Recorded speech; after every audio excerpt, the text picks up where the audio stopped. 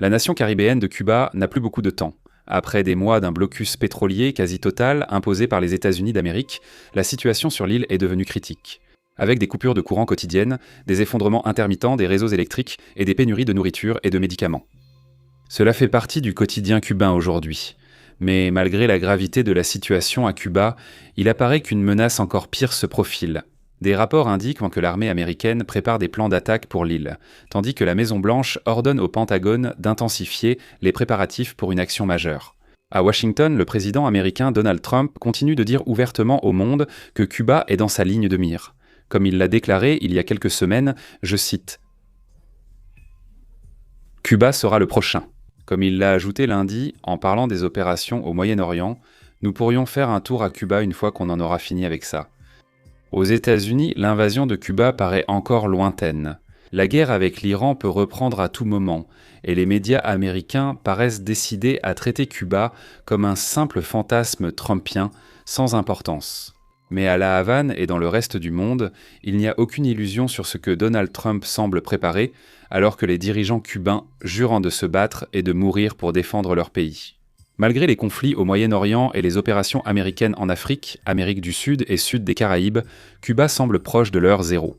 Voici donc ce que nous devons comprendre à propos d'une invasion hypothétique de Cuba avant qu'elle n'ait lieu, à un moment où une prise de contrôle américaine commence à sembler inévitable. Faire le point sur Cuba. Les précédents ne sont pas des prédictions, mais dans le cas de Cuba, ils peuvent être d'une très grande aide.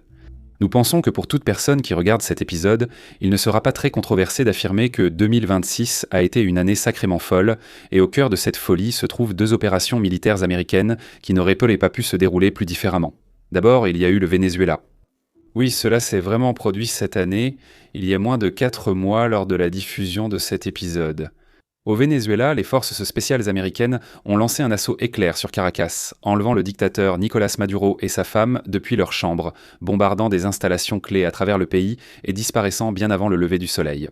Malgré toute la fanfaronnade et la fierté nationaliste du régime Maduro avant le raid, la successeur choisie par Maduro, Delcy Rodríguez, s'est montrée extrêmement disposée à superviser une transition encadrée. Elle a accordé divers droits d'extraction à Washington et remis à Trump les clés du royaume vénézuélien.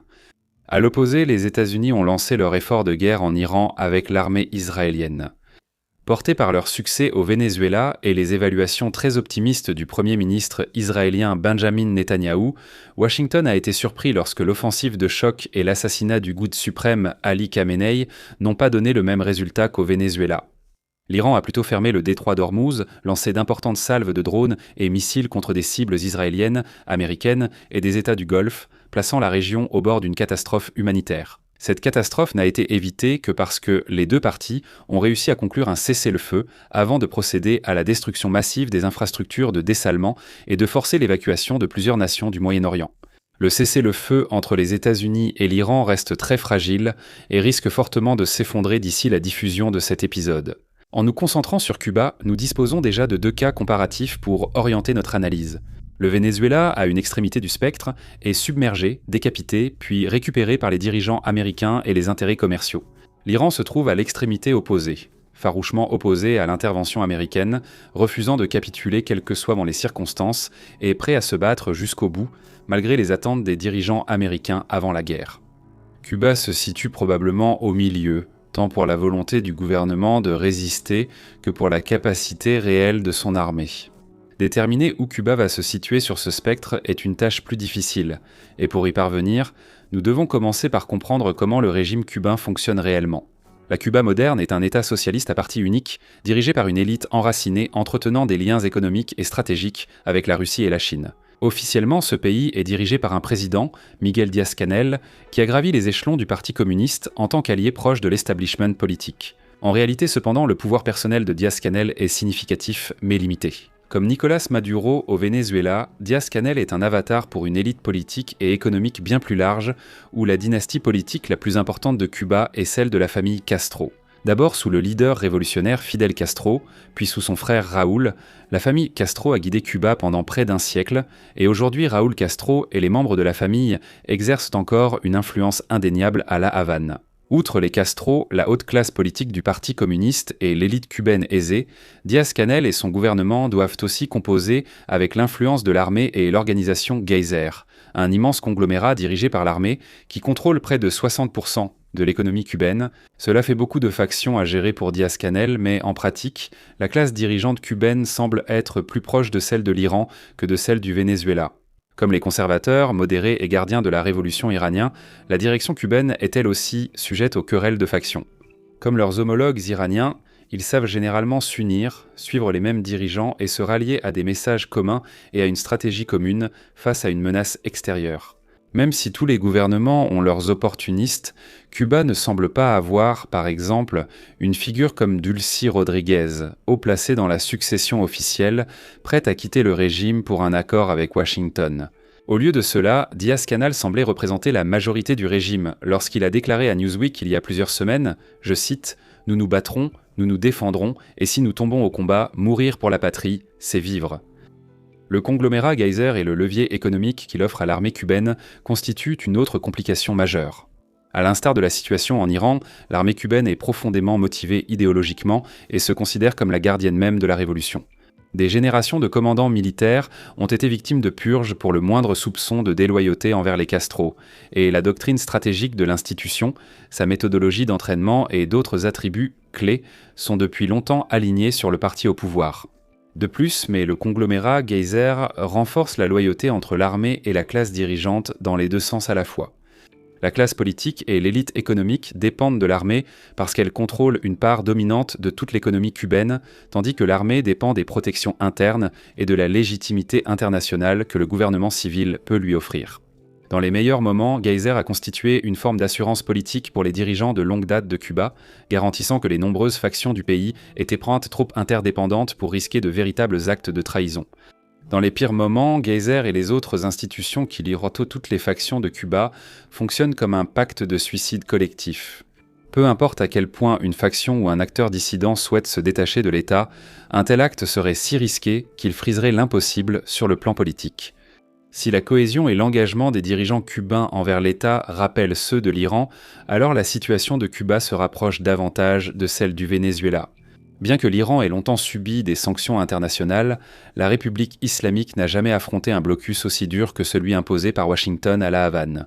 L'île fait face à une crise humanitaire totale après que la nation du Venezuela, principale source de pétrole de Cuba, soit passée sous le contrôle effectif de Washington. Sans le pétrole vénézuélien, la puissance navale américaine a facilement réussi à instaurer un blocus autour de l'île. Mais le manque de pétrole ne signifie pas seulement que les Cubains doivent laisser leurs voitures au bord de la route.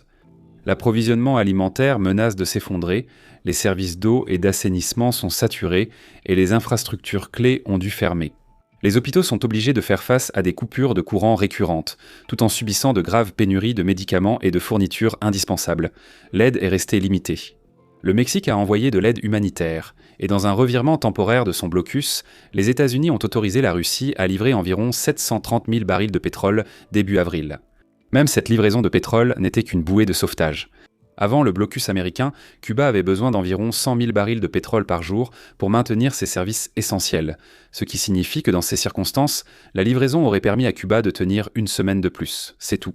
Avec le rationnement et la production limitée de pétrole à Cuba, la livraison ira un peu plus loin, mais cela restera insuffisant. Dans une déclaration conjointe samedi 18 avril, les dirigeants de l'Espagne, du Brésil et du Mexique se sont engagés à augmenter l'aide pour Cuba afin de soulager la crise humanitaire et ont exhorté les États-Unis à éviter toute intervention militaire. Mais si la réponse de Washington aux critiques internationales tout au long de 2026 est révélatrice, alors ces déclarations et d'autres similaires ont très peu de chances d'aboutir. Bien sûr, nous devons considérer les limites propres auxquelles Washington pourrait faire face en tentant de prendre Cuba. Des restrictions que Washington n'a pas rencontrées lors de ses autres interventions militaires cette année. Actuellement, une grande part des forces de Washington sont mobilisées ailleurs, principalement au Moyen-Orient, même si un cessez-le-feu précaire y régit le conflit. Rien n'assure que ce cessez-le-feu dure. Il pourrait déjà avoir échoué lors du visionnage de cet épisode. Pour cette raison, il est possible que Cuba ne fasse pas face à une action militaire des États-Unis avant que la guerre avec l'Iran ne soit résolue d'une manière ou d'une autre. Comme nous allons l'expliquer, Cuba fait face à des désavantages uniques qui pourraient permettre à Washington de viser 2 objectifs militaires simultanément, surtout si les États-Unis choisissent une certaine combinaison d'outils. Et maintenant, avant d'aborder les outils dont dispose Washington, nous aimerions prendre un moment pour parler de Frontstoco, le site web premium de notre équipe, notre média d'actualité écrite et votre guichet unique pour l'analyse des conflits mondiaux. Sur Frontstoco, notre équipe collabore avec des journalistes primés et des experts pour offrir des analyses essentielles sur les guerres, points chauds et la géopolitique mondiale.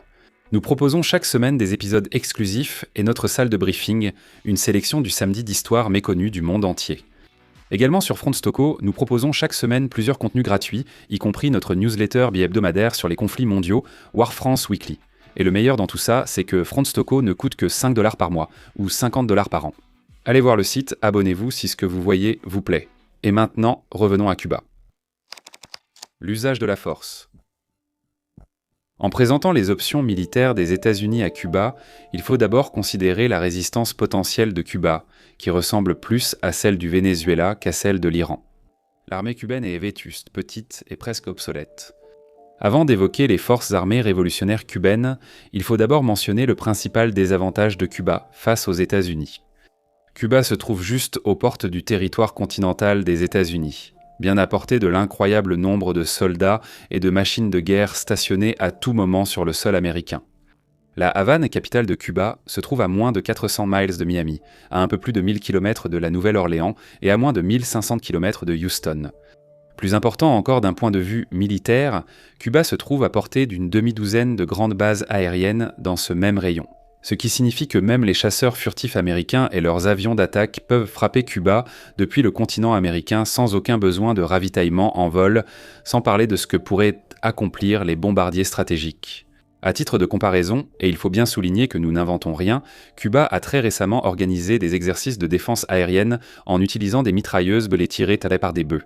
Oui, il y a un déséquilibre ici. L'armée cubaine n'est pas en meilleure situation. Comme l'Iran et le Venezuela, Cuba ne peut pas défier les États-Unis dans les airs. On pense que toute sa flotte de combat datant de la guerre froide est hors service et que ses défenses aériennes sont principalement de courte portée et inefficaces contre les avions modernes, sans parler des avions furtifs. La seule exception possible est un système solaire soviétique connu sous le nom de S-124 Petora, mais même ceux-ci sont, en un mot, décevants. Cuba possède 2 frégates réaménagées d'anciens chalutiers, un sous-marin, une corvette, ainsi que quelques vedettes lance-missiles et dragueurs de mines. Malheureusement pour la Havane, la plupart ne sont pas en état de naviguer et ceux pouvant faire la différence consomment trop de carburant pour être utilisés en période de blocus. Les États-Unis maintiennent leur blocus de Cuba avec 2 patrouilleurs de la garde côtière, malgré une présence navale bien plus importante dans la région. Si Cuba pouvait représenter une menace pour une force adverse, ce serait sur terre, où l'armée révolutionnaire cubaine compte environ 39 000 soldats en service actif. À la disposition de plus d'1 millier de chars de combat principaux T-55 de l'époque soviétique, ainsi que de centaines de T-62 plus modernes, de centaines de chasseurs de chars, de centaines de pièces d'artillerie automotrice et de plus d'1 millier de canons de campagne. Ils disposent également de nombreux canons anti-aériens. Mais encore une fois, ces forces rencontrent les mêmes problèmes que la marine et l'armée de l'air. Beaucoup de leur équipement est hors d'usage, le reste est très obsolète et la plupart nécessitent du carburant que Cuba n'a tout simplement pas. Les dirigeants cubains ont juré qu'ils feraient appel aux milices et aux paramilitaires de Cuba en temps de crise, mais on pense que la Havane exagère largement la véritable force de ses troupes. On estime que l'armée cubaine, consciente de ses limites, a adopté des tactiques de combat asymétriques et non conventionnelles pour s'adapter. Les forces d'élite cubaines ont une bonne réputation, bien que des dizaines de gardes cubains n'aient pu empêcher la capture de Nicolás Maduro au Venezuela. Bien que ces atouts ne soient donc pas négligeables, ils souffrent du même problème que les forces terrestres iraniennes. Ils ne comptent que si Washington lançait des opérations au sol à Cuba. Il n'existe aucune preuve crédible que Cuba possède des missiles balistiques ou de croisières à longue portée ou des drones kamikazes capables de frapper les États-Unis. Même si une telle capacité offensive pourrait changer la donne pour Cuba, notamment en frappant le territoire américain, Cuba n'est tout simplement pas censé disposer de telles armes.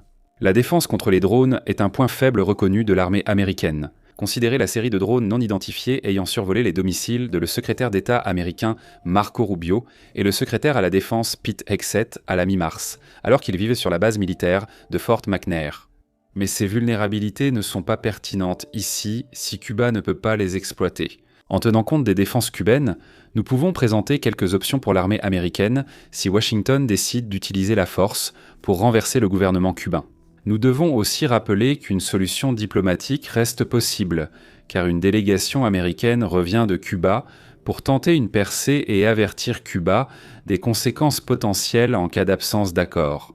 Mais bien que l'aspect diplomatique mérite sa propre discussion, l'épisode d'aujourd'hui se concentre entièrement sur les options militaires des États-Unis, dont nous en identifierons 5.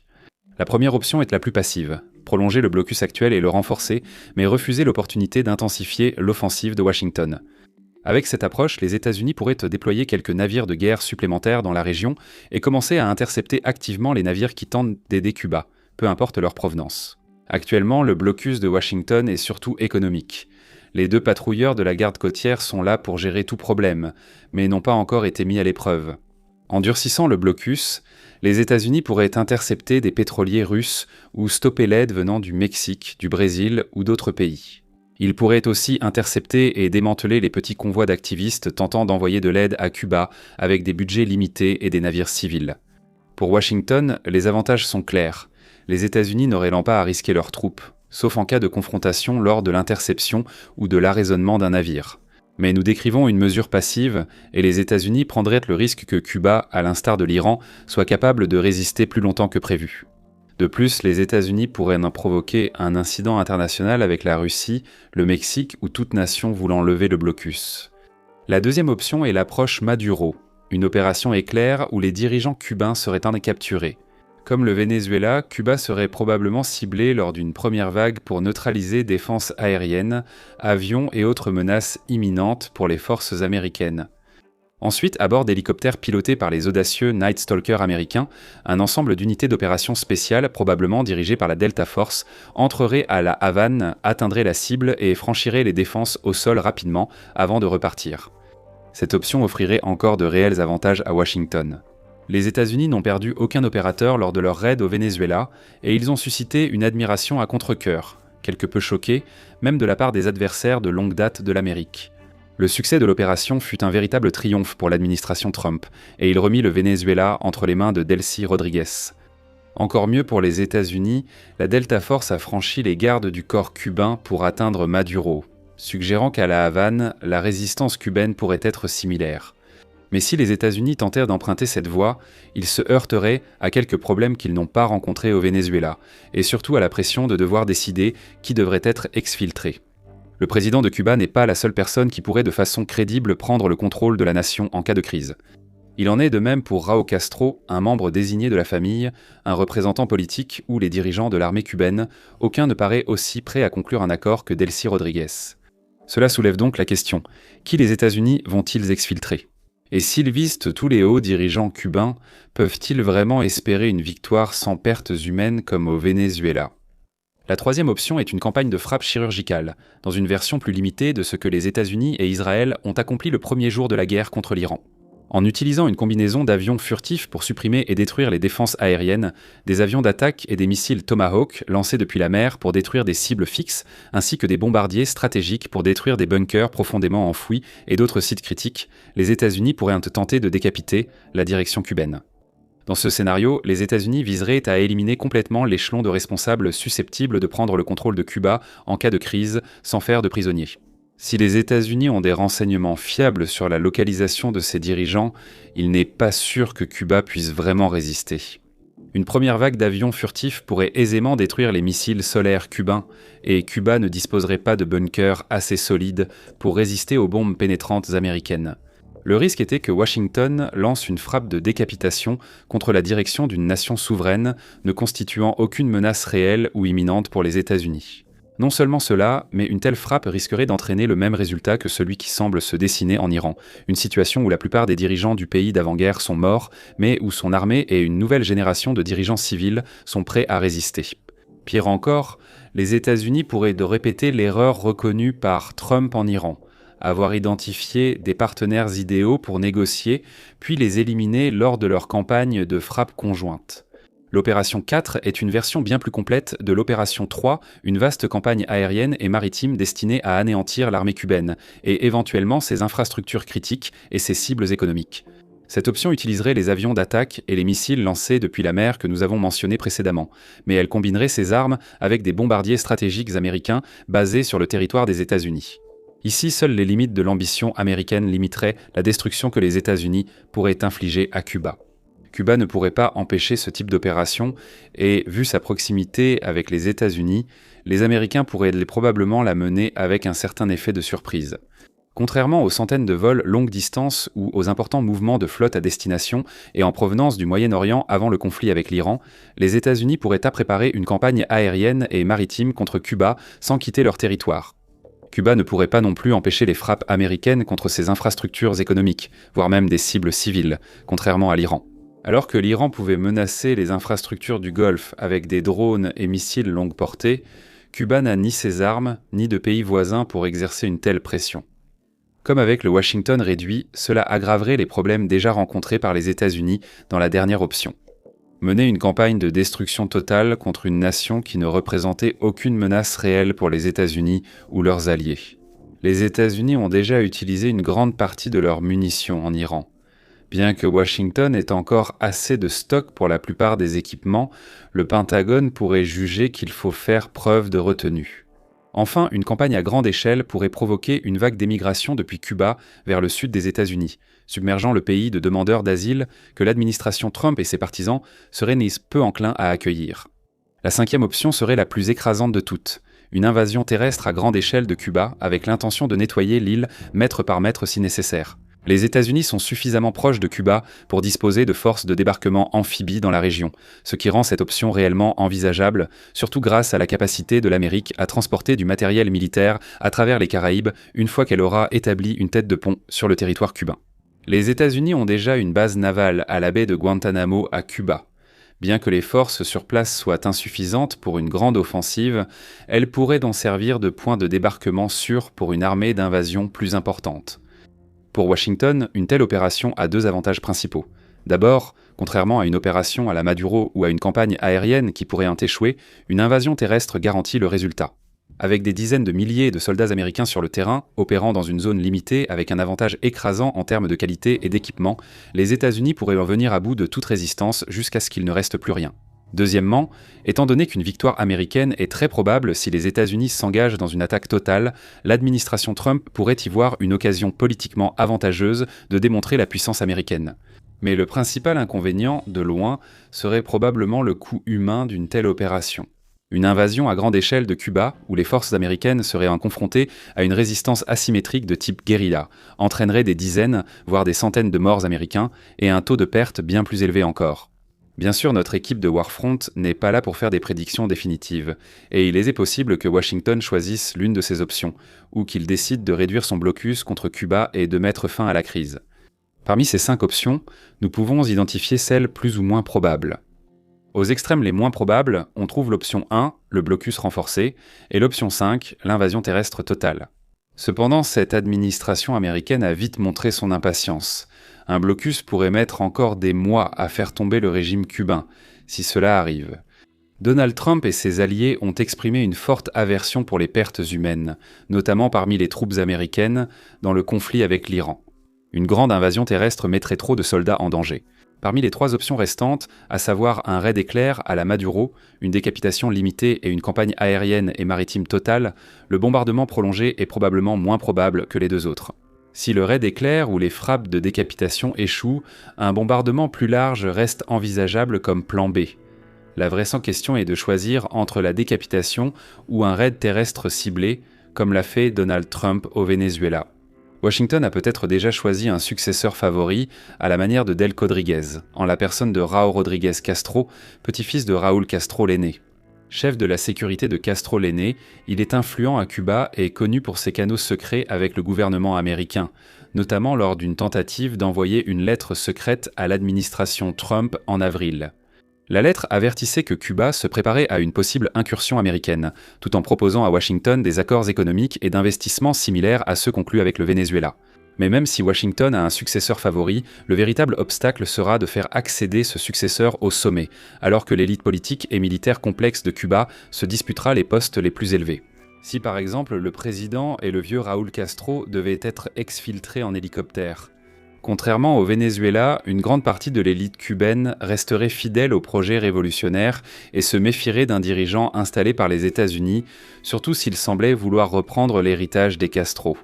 Face à cette complexité, devons-nous nous demander si les États-Unis auraient en plus de facilité à capturer le vieux Castro et Miguel Díaz-Canel, espérant que le jeune Castro ou un allié préféré prenne la tête du pays? Ou est-il plus facile de s'assurer que leur candidat choisi soit hors des îles, ou au moins caché loin de la Havane pendant qu'une frappe de décapitation a lieu?